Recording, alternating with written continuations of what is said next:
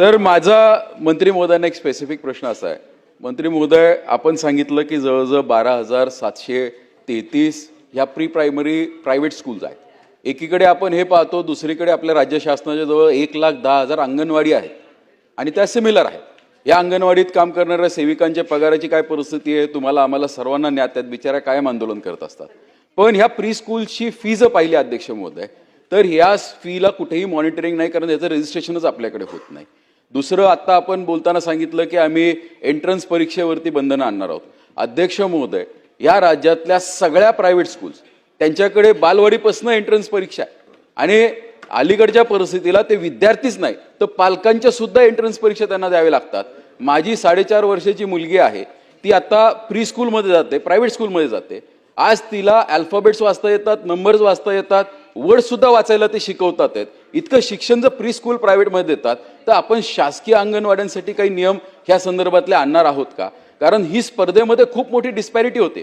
अंगणवाडींमध्ये आपण आज पोषण आहारावरती जोर देतोय आणि इकडे प्रायव्हेट स्कूल शिक्षणामध्ये इतक्या जर अग्रेसर होणार असतील तर भविष्यामध्ये आपण 8वी पर्यंत परीक्षा सुद्धा घेत नाहीत अध्यक्ष महोदय.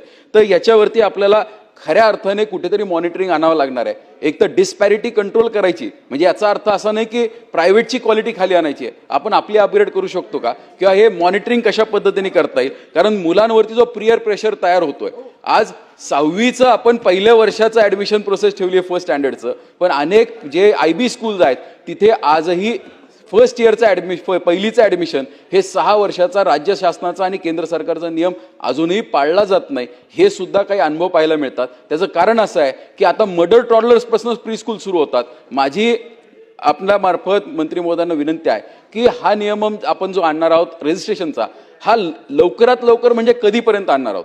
कारण याच्या उत्तरात म्हणलं की हा प्रश्न उद्भवल्यामुळे आम्ही विचाराधीन आहोत. म्हणजे आज तुम्ही विचाराधीन आहात तर उद्या हे सेशन संपल्यानंतर किती काळामध्ये हे रजिस्ट्रेशन पोर्टल आपण सुरू करणार आहोत? अध्यक्ष महोदय, हा तारांकित प्रश्न जो होता तो राज्यातील खाजगी पूर्व प्राथमिक शाळांचं पोर्टल अनिवार्य करणं, आणि म्हणून याचं उत्तर देत असताना सांगितलेलं आहे की या संदर्भातला अधिनियम त्याचं प्रोसेस काही महिन्यांच्या पासूनच प्रगतीपथावर आहे. या संदर्भामध्ये महिला व बालविकासचे अभिप्राय प्राप्त झालेले आहेत आणि आता LNGD कडे तो अंतिम टप्प्यात आहे. तिकडनं एकदा कायदेशीर आपल्याला मान्यता त्या ठिकाणी सगळे प्रावधान झाले की त्यानुसार अधिनियम झालं की त्याच्यावर आपण तात्काळ अंमलबजावणी सुरू करणार आहोत. यामध्ये निश्चितपणे फीमध्ये पण काय प्रावधान असलं पाहिजे त्याचाही समावेश त्या ठिकाणी केला जाईल. त्याच्यासोबतच शिक्षकांचंही क्वालिफिकेशन काय असलं पाहिजे. आत्ताच मी माहिती दिली की 20 बालकांच्या पाठीमागे 1 शिक्षक, याचंही प्रारूप त्या ठिकाणी करण्यात आले. आणि सन्माननीय आमदार महोदयांनी जो मुद्दा उपस्थित केलेला आहे याच्यासोबतच आपल्या महिला व बालविकासच्या माध्यमातून ज्या अंगणवाडी आणि बालवाडी कंडक्ट केले जातात, नवीन राष्ट्रीय शैक्षणिक धोरणानुसार त्यांनाही अपग्रेड करण्याचं काम त्या ठिकाणी प्रगतीपथावर आहे.